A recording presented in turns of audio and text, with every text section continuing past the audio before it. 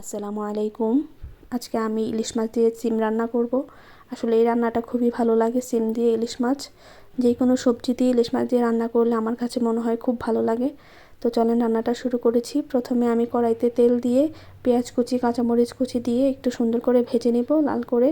তারপর এখানে বাটা মশলার মধ্যে দিলাম রসুন বাটা 1.5 চা চামচ, আদা বাটা 1 চা চামচ, তারপরে জিরার গুঁড়া আর ধনিয়ার গুঁড়া মিলিয়ে 1 চা চামচ, তারপর লবণ দিয়েছি স্বাদ অনুযায়ী, তারপর হলুদের গুঁড়ো দিলাম 1 চা চামচ, মরিচের গুঁড়া দিলাম 1 চা চামচ। আপনারা আপনাদের পছন্দ মতো ঝালটা দিবেন, বাড়িয়ে কমিয়ে। বাসায় যেহেতু ছোটো বেবি আছে সেই জন্য আমরা রান্নায় একটু ঝালটা কম দিই। আপনারা আপনাদের পছন্দ মতো ঝাল দেবেন। তারপর একটু পানি দিলাম, পানি দিয়ে মশলাটা একটু কিছুক্ষণ কষিয়ে নিব।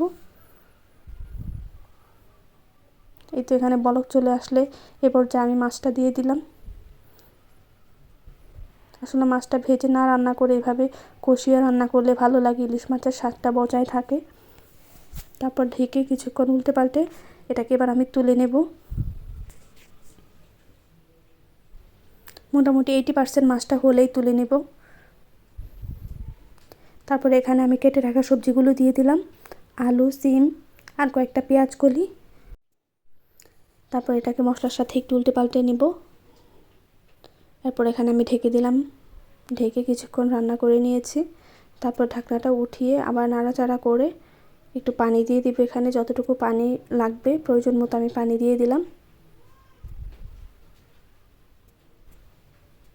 একদম গরম পানি দিয়েছি, রান্নায় গরম পানি দিলেই ভালো। তারপর এখানে আমি বড় বড় 2টা টমেটো কেটে দিয়ে দিয়েছি। এই তো এবার ঢাকনা দিয়ে আরও কিছুক্ষণ রান্না করে নিব।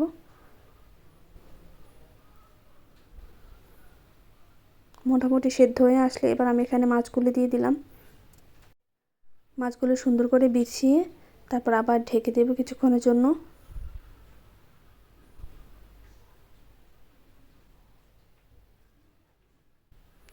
এই তো রান্নাটা মোটামুটি শেষ হয়ে আসছে। এবার আমি এখানে কয়েকটা কাঁচামরিচ দিয়েছি, তারপর ধনিয়া পাতা দিব।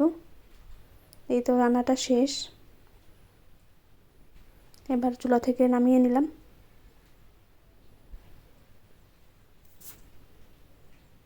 আপনারাও বাসায় এইভাবে রান্না করবেন, খুবই ভালো লাগে।